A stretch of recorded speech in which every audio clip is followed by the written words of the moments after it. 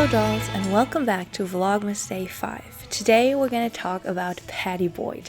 I feel like when we talk about the women of the Beatles, Pattie Boyd is the most enigmatic one almost. She was super popular in the 60s. She was a model. She was kind of the girl everyone wanted to be. And in a sense, she was one of the first it girls. She was a really successful model who married George Harrison when they were both really young. And they were together for quite a time before entering the famous Layla love triangle with Eric Clapton.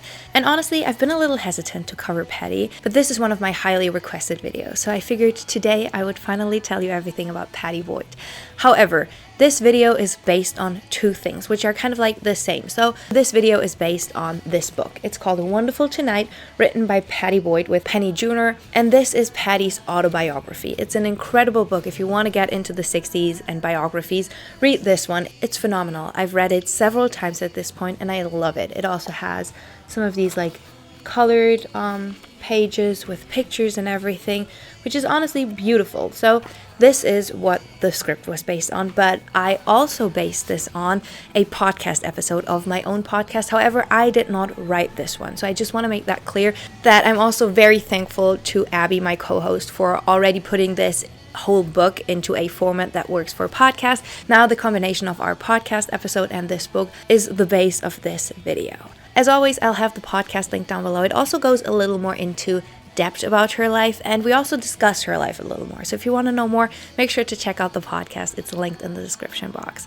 For today's advent calendar giveaway gift, there's really only one thing, and it is this book. So today I'm giving away Wonderful Tonight, George Harrison, Eric Clapton, and Me by Pattie Boyd. This is a used book. Some of the books that I'm giving away are actually used, some are new. I'm trying to get books pre-used because they've already been made and people have them and don't want them anymore. And I just like the sustainability of buying used books. So I'm going to give you this one. However, this is still in great condition. You can definitely still read it. I have 2 copies. I picked both up at used bookstores. So I'm just giving my second copy away to you. So stay to the end to find out how to enter the giveaway. But now, without any more talking, let me tell you the life story of the real-life Layla. This is Pattie Boyd. She was the girl in the Crisps commercial who stepped onto a film set and accidentally walked into rock and roll mythology. The model on the Vogue cover, the bride in the Mary Quant shift dress, the quiet blonde who caught George Harrison's eye on a London train and later became the woman Eric Clapton couldn't stop writing about. 3 of the greatest love songs of all time were written because of her, one by a Beatle in the kitchen of their home, the other 2 by a guitar god losing his mind with longing. Something, Layla, and Wonderful Tonight don't just orbit around Pattie Boyd. They exist because she walked into the lives of 2 men who turned their feelings into music that outlived them all. But the real story isn't about being a muse, not really. It's about a girl who grew up in silence and confusion, who learned early to tiptoe around other people's moods, who spent decades caring for men who couldn't care for themselves, and who somehow, after losing both the Beatle world and the Clapton one, finally learned how to choose herself. This is Pattie Boyd, the real-life Layla, the woman behind George's greatest love song, the woman behind Eric's most desperate one, and the woman behind her own story at last. Chapter 1. A Childhood Built on Secrets. Patricia Ann Boyd was born on March 17th of 1944, a St. Patrick's Day baby named almost accidentally because her mother was convinced she was a boy and hadn't picked out any girl names at all. Pattie's childhood felt like shifting sand. Her father, Jock Boyd, had been a Royal Air Force pilot until a plane crash ended his flying career, and in many ways the version of himself that her mother had married. He became remote, almost withdrawn. In her book, Pattie wrote that her parents had no business being married. Her early childhood was marked by frequent moves, Scotland, Surrey, and then Kenya, where her mother took the children to live with her own parents. Pattie adored her grandmother, quote, a jolly, eccentric lady who made delicious fudge and wore bright stockings, but the emotional core of the family was fragile. The children were mostly raised by nannies and maids, while the adults would come and go with minimal explanation. And then, one day, without any warning, Pattie's mother just left, back to England with the baby, leaving Pattie and her older children behind. Pattie was 8. She remembers sleepwalking, crying in her sleep, unable to comprehend why she hadn't been chosen to go with her mother. When she was finally sent back to England, she walked into an unrecognizable house. Her siblings were there, her mother was there. her father was gone, and the man she'd never seen before was introduced as her new stepfather. Quote, "In my childhood," she wrote, "nothing was ever explained. Everything was a mystery. Life with her stepfather, Bobby, was strict and often cruel. Punishments came without any warning. She recalls being beaten for minor offenses, made to stand in the corner for hours, even having the ends of her hair burned as a punishment.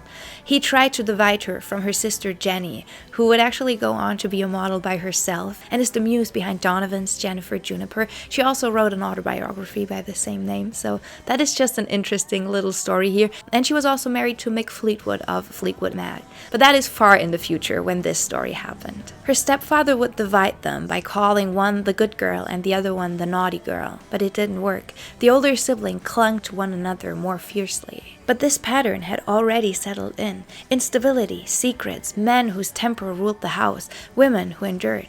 It's a pattern that would echo through her marriages long before she met a Beatle. It makes me wonder whether Pattie endured so much in her marriages because this is what she raised up with. Because a lot of the things we deem normal are normal because our parents did them. So, like things, I don't know, like making your bed. I make my bed in the morning because my mom always made her bed and she always made me make my bed. So this is normal now.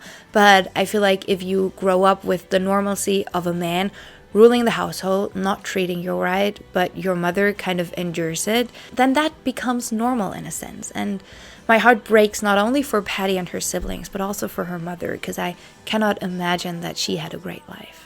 Chapter 2, A Model Emerges. Back in England, Pattie attended St. Martha's Catholic School in Surrey, where she found small escapes in things like Girls' Guides meetings, late-night conversations with friends, and listening to Cliff Richards and Elvis on worn-out records. Schoolwork never clicked for her, and by the time she left at 17, she didn't have a real plan beyond wanting to leave home. Her mother helped her get a junior position at Elizabeth Arden, where Pattie spent her days sweeping floors, folding towels, and quietly studying the beauty magazines she found lying around. Vogue, Tatler, Harper's Bazaar. She never imagined herself in them. She thought she was far too thin, too tall, too awkward, and worried constantly about the gap in her teeth. Modeling wasn't on her radar at all. One day, one of her regular clients from Honey magazine noticed her and asked her if she'd ever considered becoming a model. Pattie hadn't, but she agreed to do a test shoot simply because she didn't have anything to lose. The photos ended up at Sherry Marshall's modeling school, and Pattie enrolled soon after. She was 17 and already older than most of the girls there, and she felt like she was playing catch-up from the beginning. When Cherry sent her to meet the famous photographer Norman Parkinson, things went badly. He looked at her and asked, "Is it fashionable these days to look like a rabbit?" Pattie burst into tears and seriously considered quitting. She didn't feel confident, and comments like that made her feel even more out of place. It is so interesting because he said that because of her teeth, she has these really recognizable front teeth, and I think it is beautiful. I think we're now leaning a lot more into individualism being beautiful. Maybe not that much anymore with like the rise of plastic surgery, but I just want to say that before the 1960s, beautiful was a very narrow space. There was a very narrow way of looking that would deem you beautiful. And the 60s, in some sense, kind of broke that free because Pattie, with her teeth that weren't perfect, but definitely are beautiful and make her a lot more recognizable, became one of the faces of the decade. London was shifting, youth culture was taking over, and the industry was becoming more open to new kinds of faces. Within a few months, she began getting jobs. 6 months after their first meeting, Parkinson photographed her for Vogue, not realizing she was the same girl he had once insulted. Pattie quickly became one of the familiar faces of swinging London. Her blonde flicked hair, wide blue eyes, and gentle, natural expression made her stand out in an era that was finally embracing young, approachable beauty. She worked for several major magazines, did television hair commercials, and even appeared on the cover of Birds of Britain with a tiny Union Jack painted beetle sitting on her nose. Behind the work, things were more difficult. There was tremendous pressure on us to be thin, she wrote later. Pattie lived on tea and diet biscuits, and eventually took prescription pills to keep her weight down. Once she fainted outside the studio and lay there for hours before anyone realized. Still, modeling gave her something she hadn't had at home or at school: independence and the feeling that she was finally building her own life. Chapter 3, A Train, a Beetle, and a Registry Office Wedding. In 1963, Pattie was filming an ad for Smith's Crisp Apples. Through that job, she was quietly sent to an audition. Only later did she learn it was for a Beatles film, A Hard Day's Night, and she got the part. Her role was tiny, just one line, a quick "prisoners" delivered in a school uniform on a crowded train. But it was enough to put her on that set, in that carriage, at that moment in the early 60s, when the Beatles stepped in and changed her life forever. On her first day of filming on the train, the door opened and the Beatles came in. Paul was outgoing, John was dry and sarcastic, Ringo was friendly, and George was noticeably quieter and more reserved. He watched her more than he spoke. By the end of the day, George asked her, half seriously, half nervous, if she wanted to marry him. When she laughed, he asked her if she at least wanted to go out for dinner with him that night. Pattie said no, because she already had a boyfriend. She was seeing photographer Eric Swain, whose temper and controlling behavior made the relationship quite difficult. Her friends didn't like him, and Pattie later admitted that she was afraid to leave. About a month later, she ended things with Swain, and she met George again at a photo call. He asked if she was still with her boyfriend, and when she told him she wasn't, he asked her out again. This time, she agreed. They finally had the space to get to know each other without anything hanging over them, and Pattie said it immediately felt easier. Their first date was chaperoned by Brian Epstein, who filled most of the silence where the two of them, both shy, barely spoke. Even though the date was awkward, they both wanted to see each other again. They were young, beautiful, and would soon be deeply in love. Pattie and George married on January 21st of 1966 at the Epsom Registry Office. Pattie wore a Mary Quant dress made from pink red shot silk with creamy stockings and pointed red shoes, and because it was cold, she added a red fox fur coat, also by Mary Quant. Quote, "I bought a Mary Quant pinky red shot silk dress, which came to just above the knee, and I wore it with creamy stockings and pointed red shoes. On top, because it was January and cold, I wore a red fox fur coat," also by Mary Quant, that George gave me. Despite the chaos surrounding the Beatles, Pattie and George's marriage began in a quite low-key way. They were both shy, both young, and both trying to create a somewhat normal home in circumstances that were anything but ordinary. They moved into Kinfon's, a cozy, slightly bohemian bungalow in Esher. Pattie decorated the walls with swirling psychedelic patterns, and the house quickly became a kind of sanctuary, a place where George could escape the mania and where Pattie could finally exhale. It was the first time in her life she had a home that was entirely hers, not a boarding school dormitory, not a house controlled by a harsh stepfather, not a temporary childhood step-over. Kinfon's was hers to paint, hers to shape, and hers to keep safe. She also discovered her love for cooking here. When she and George became vegetarians, she taught herself how to make curries that reminded her of the flavors she'd grown up with in Africa. Warm, comforting, fragrant. Quote, "It felt like home," she wrote, "and you can almost feel the simplicity in those moments. The two of them eating cross-legged on the floor, incense curling in the air, the rest of the world locked outside of their gate." But being married to a Beatle was never simple. Pattie could never truly relax in public. She had to wear disguises to concerts, sneak out the back of venues, and run from crowds who sometimes turned aggressive the moment they recognized her. Not everything was so light. Pattie learned quickly how dangerous Beatlemania could be. Once, outside of a venue, a group of girls recognized her and swarmed. They dragged at her hair and clothes until Beatle aide Terry Doran pulled them off. By the time he got her free, someone had torn out a handful of hair in the struggle. It was terrifying, and no one had prepared her for that part of the Beatle world. Brian Epstein's only advice had been, don't talk to the press. Everything else she had to figure out alone. The press followed them everywhere, and so did fans. Girls often made their way right up to the front door of Kinfon's. Instead of calling the police or shutting the world out, Pattie and George would step outside, say hello, take a quick picture, and gently send them home. Those photos still circulate today. Polaroids in soft 1960s colors. George smiling shyly. Pattie glowing beside him in some hand-painted corner of their house. There were also moments of genuine peace. Pattie and George would drive on the countryside and pretend for hours that nobody knew their names. At night, they would listen to records, Indian classical music for George and girl groups for Pattie, and talk about meditation, art, the changing world around them. George was funny in private, softer than people expected. Pattie often said that she felt safe with him, seen and chosen. But life around the Beatles moved at a breakneck speed. Even after they stopped touring in 1966, there was a constant motion, films, albums, pressures from every direction. Pattie often said that she almost forgot that George was famous, because in private he was simply her quiet, thoughtful husband. But fame was always waiting just outside the door. Marriage, especially for two 20-somethings living inside the biggest cultural storm of the decade, truly wasn't easy. Yet in those early years, there was real love, the kind that feels wide-eyed and new, the kind that makes two shy people believe they might actually be able to build a life amid all the chaos. Those early days were the beginning of a marriage that would hold beauty, heartbreak, extraordinary music, and ultimately the unraveling of both of them. But for now, in the mid-1960s, Pattie and George were young, in love, and standing on the cusp of everything that would come next. Chapter 4. India, Something, and the Quiet Falling Apart. Beatlemania never truly slowed down, even behind closed doors. At one dinner party, their dentist slipped LSD into everyone's coffee without warning. Pattie later described that night as frightening and disorienting. She and George tried to go to a London club, but the faces around them shifted and warped, and strangers looked like animals. She clung to George while they tried to get home safely. It was her first experience with drugs, and it was anything but glamorous. Spirituality soon took the place of psychedelics. Pattie spotted an ad for transcendental meditation classes in the Sunday newspaper.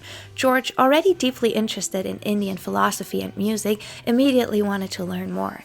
This eventually led the Beatles, along with Pattie, Cynthia, Maureen, Jane, Mia Farrow, and Donovan, and a couple more people, to attend Maharishi Mahesh Yogi's retreat in Rishikesh after Brian Epstein's sudden death. Rishikesh was peaceful and isolated. The group stayed in small stone cottages, surrounded by peacocks, bright flowers, and the sound of the river. Pattie took the practice serious. She meditated for hours, one sitting for 7 straight. The early weeks were calm and focused. Many of the Beatles' acoustic White Album demos came from this period. But tensions grew quickly. Magic Alex whispered rumors about the Maharishi's behavior, and accusations began circulating. No one has ever agreed on what exactly happened, but the result was clear. John and George left abruptly, feeling misled and disappointed. Pattie and Jenny stayed a bit longer before returning to England with George. I have made a video all about the Beatles in India where I talk about this very specific time a lot more detailed, tell you why they went there, what it was like for every single person. So I'm gonna link that video here for you in case you want to learn more. But when they came back, Pattie noticed a clear change in George. Quote, "Indian answered some of his questions," she said, "but it took some of the lightness out of his soul. He grew more serious, more inward, and less communicative." Despite this shift, George was in one of the most creative periods of his life. At Kinfon's, he wrote constantly, including the melody that would later become Something.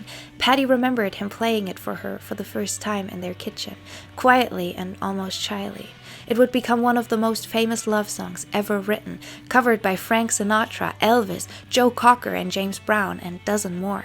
But for Pattie, the defying version was always that first one she heard in her very own home. Then came the drug bust at Kinfon's, one of the most traumatic episodes of their marriage. Police raided the house and found drugs Pattie swore had been planted. She was convinced Sergeant Norman Pilcher, notorious for targeting celebrities, had set them up. The raid rattled George deeply and made Pattie even more anxious, especially because her sister Jenny was living in LA, and she felt like Jenny was the only person she could really turn to. Because as sad as it sounds, Pattie also lived a quite isolated life at this point. She didn't have much friends outside of the Beatles circle, and George had asked her to stop modeling, so the only person she thought she could turn to in case something went wrong was her sister. But underneath the music and chaos, their marriage was beginning to crack. Their attempts to have children failed, putting enormous emotional strain on the both of them. George started retreating deeper into meditation instead of talking, and the distance between them widened. His behavior changed. He became moody, withdrawn, and increasingly involved with other women. When Pattie confronted him, he denied everything. He made her feel unreasonable, nasty, and suspicious. It was gaslighting, and she recognized the emotional pattern from her childhood. Keeping quiet, not upsetting anyone, taking the blame to keep the peace. By the end of the 1960s, Pattie and George were still living in the same house, still part of the same story, but no longer moving together. The unraveling had begun, even if neither of them had the strength to say it out loud yet. Chapter 5. Layla, Wonderful Tonight, and the Breaking Point. By the late 1960s, Eric Clapton had become a close friend of George. Through that friendship, he spent more time around Pattie. He saw the distance growing in their marriage, and unlike George, he paid close attention. Pattie later wrote that Eric listened to her in a way that she wasn't used to, asking questions, noticing details, complimenting her clothes, trying to make her laugh. It didn't seem dangerous at first, just flattering. But Eric fell in love with her, quickly and intensely. He wrote her anonymous letters. He gave her a copy of Layla and Majnun, the Persian story of a man driven mad with love for a woman who was married, and began referencing her as Layla. And soon his feelings were no longer subtle. While the letters he wrote were addressed to Pattie Harrison, they were starting with Dearest L. There was no name, no return address. Pattie showed it to George, and they both laughed, assuming it was some strange fan letter. Pattie wrote in her book, "It was the most passionate letter anyone had ever written to me." Later that night, Eric phoned and asked, "Did you get my letter?" Then came the moment he played her Layla for the first time in his flat in South Kensington. Quote, "He played it to me 2 or 3 times, Pattie remembered. Watching my face intently for my reaction, I realized I had inspired such passion. I could resist no longer. It was overwhelming to inspire something so dramatic and public, but she still didn't leave her marriage. Complicating everything was the fact that Eric had been dating Pattie's teenage sister Paula during much of this period. When Layla was released, Paula quickly realized that the song wasn't about her at all. It was about Pattie. She was devastated, and her relationship with Pattie was damaged for years afterward."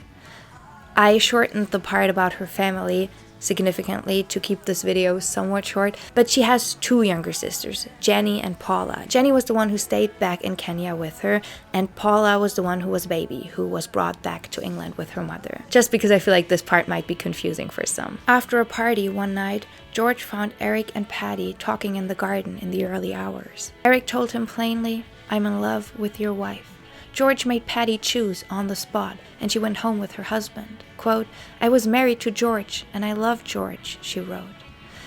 The pressure from Eric intensified. At one point, he showed up at Friar Park with a bag of heroin, threatening to use it if she didn't choose him. Pattie was horrified. She begged him not to do it. She still loved George. She still believed that their marriage could be saved.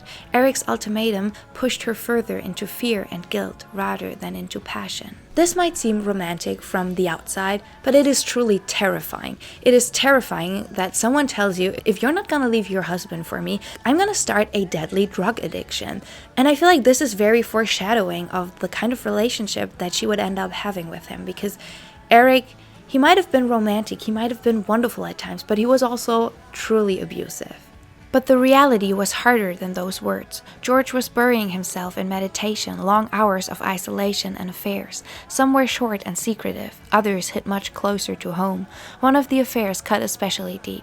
Pattie discovered George was involved with a young French woman, someone she knew, someone who had even stayed in their home. Pattie didn't name her in the book, but several biographers identify her as Charlotte Martin, who at the time was Eric Clapton's girlfriend and would soon start to date Jimmy Page.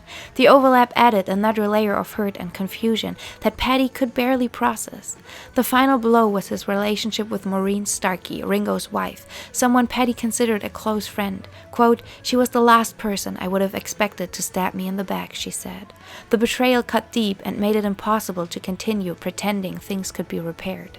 On July 1st of 1974, after nearly a decade together, Pattie left George. She took little more than her own clothes and her car.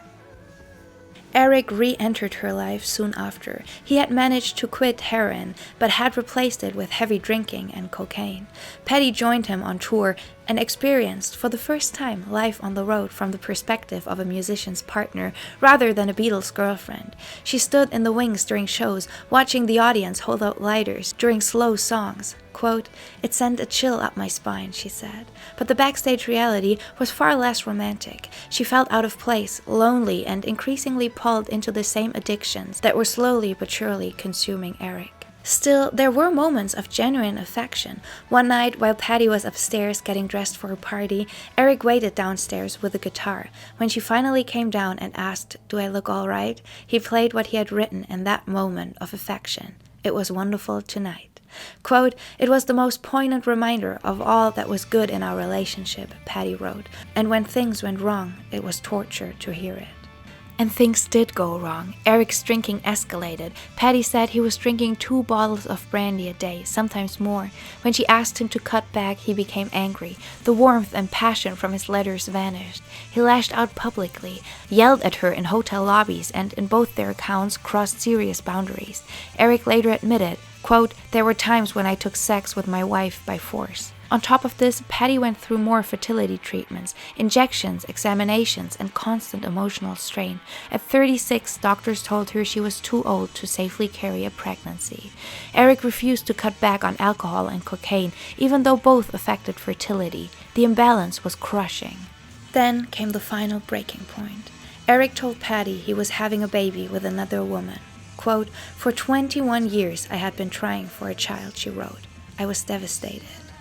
After one last violent argument on her 43rd birthday party, Pattie walked out. This time, she didn't return. My heart breaks for her. She has spoken quite publicly about the fact that she wanted to become a mother and never got to be one. And I don't want to speculate as to why she couldn't have children. I can just tell you from my own experience, I was severely underweight for a while because of an eating disorder. And as mentioned earlier, Pattie had an issue with taking dieting pills and just dieting a lot.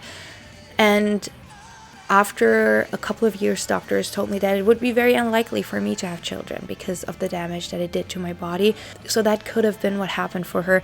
I just don't know. I just want to say that I cannot imagine how painful it must be to want to be a mother so dearly, and then You try for so many years, and then the man you love ends up having a child with someone else. And I think it is really easy to say how this was the worst thing that one could have done to her. And as said, my heart just breaks for her. Chapter 6, Becoming Herself Again. Leaving Eric didn't fix everything overnight. In many ways, it was only the beginning of rebuilding a life she had never truly lived on her own terms. Legally and financially, Pattie walked away with very little. She hadn't worked in years and suddenly had to learn basic things most people figured out in their 20s. How to pay bills, how to navigate public transport, how to live alone without a driver, a tour schedule, or a band's machinery surrounding her. In the middle of their separation, there was one gesture that was so bizarre and so revealing, it almost felt like a dark comedy. Years earlier, when Eric was in the depths of his obsession with Pattie, he had begged George to help him find a painting to use for the cover of Layla and Other Assorted Love Songs. The one that you see back there. George, who was completely unaware of Eric's feelings at the time, helped him choose a French Art Deco portrait by Francine de Chambert, a pale blonde woman with wide blue eyes. Eric was fixated on it instantly. To him, the woman was Pattie. After Pattie finally left him, Eric sent that same painting back to George with a message that amounted to, "Here's Layla, since I couldn't have the real one." It was a warped apology, a peace offering, and a confession all at once. It is interesting because Pattie and Eric's relationship and marriage also plays an important role in the Beatles story, which is the fact that at their wedding was the first, last, and pretty much only time that all 3 remaining Beatles sang together. They went up on stage and played something. But what I think is the most remarkable thing about all of this is the fact that Eric and George remained friends. And George even said something along the lines of he'd rather have Eric be his wife's new husband than anyone else because he knew Eric. And in a sense, that is almost wholesome, but to be honest, Eric did not treat Pattie kindly, and so it does not sit 100% right with me, but I do like the fact that these two made up. I'm gonna be honest here, I'm a big fan of Eric Clapton's music, he's incredible. Do I think he's a good human? a nice person to be around with? Absolutely not. George, amused and slightly bewildered, eventually passed the painting on to Pattie herself. She ended up owning the portrait that had once represented someone else's fantasy version of her, an object moved between three people who had loved and hurt each other in equal measure. It was absurd, strangely poetic, and perfectly summed up the tangled triangle their lives had become. Eric's face was everywhere. His songs played constantly on the radio. She wrote that she could burst into tears over something as small as misplacing her keys. Quote, "Once upon a time I had been so brave," Pattie said. "Now I was afraid of everything." It was her friend Amanda Lear who helped her shake out of those dark moments. Pattie said, "I used to be Pattie Boyd." Amanda looked at her and said, "You still are." From there, things shifted, slowly but clearly. She reconnected with people who genuinely cared for her. Ringo and Barbara were constant sources of support. She bonded with other women who had lived with alcoholism in their households and understood the chaos that shaped her last 2 decades. For the first time, she felt truly understood. Creatively, she found her way back through photography. On fashion shoots in the 60s, she had always asked photographers about lighting and lenses. Now she was behind the camera herself. It grounded her. It gave her a purpose again. She began sorting through old negatives, candid photos of George, of India, of life behind the scenes, and paired them with new work that reflected who she was becoming. Her exhibitions drew real respect. She posed for photo shoots again, this time as a woman reclaiming her own image. She published Wonderful Tonight, which became a bestseller, and later My Life in Pictures, a visual map of Pattie's life and art. And she found love again. This time not with a rock star, but with someone who was stable, steady, and not part of the rock and roll whirlwind. Rod Weston came into her life rather quietly. No drama, no chaos, no addiction. Quote, "I felt as though I was slowly crawling out of a dark hole," she wrote. "And although it took time for my eyes to adjust to the light, it was wonderful to feel the sun on my back." After years of being introduced as someone's muse, someone's wife, someone's inspiration, she finally became someone's partner and equal in one. They married in 2015 and they're still together. When people ask Pattie about being the woman behind songs like Something, Layla, and Wonderful Tonight, she always responds with the same modest line. Quote, "Although something about me might have made them put pen to paper, it was really all about them." But her life tells a different story. She survived 2 of the most mythologized relationships in music. She broke the generational patterns she grew up with. She reclaimed her identity after decades of being shaped by other people's needs, moods, addictions, and desires. And she came out of it with a sense of self she had never had as a young woman. "I have had the most extraordinary life," she says now, "and I wouldn't change a day of it." So that is it for today's video. That is it for Pattie Boyd, the story of the real-life Layla, the woman who inspired so many great love songs.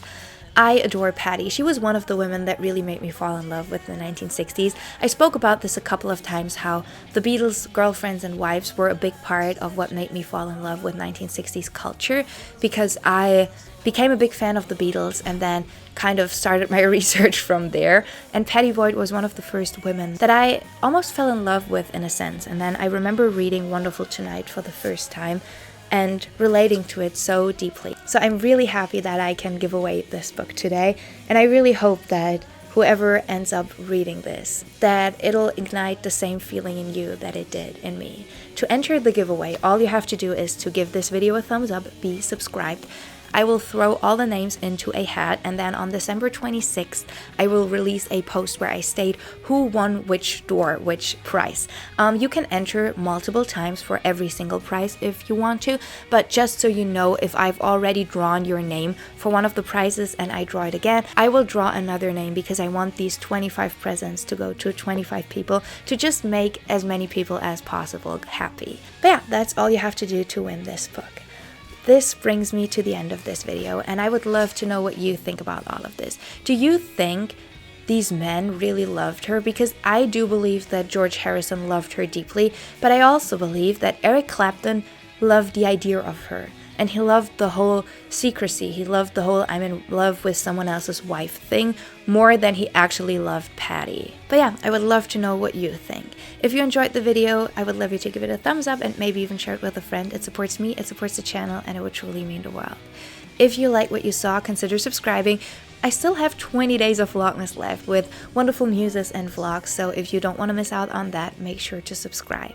I hope you have a beautiful day. Go out, enjoy, hopefully the snow. I hope it's snowing by this time. I'm pre-filming this video, so it's still mid-November, but I really hope it is snowing when you're watching this. Take yourself some time to focus on you and your mental health today, and I will catch you in the next video. Bye, dolls!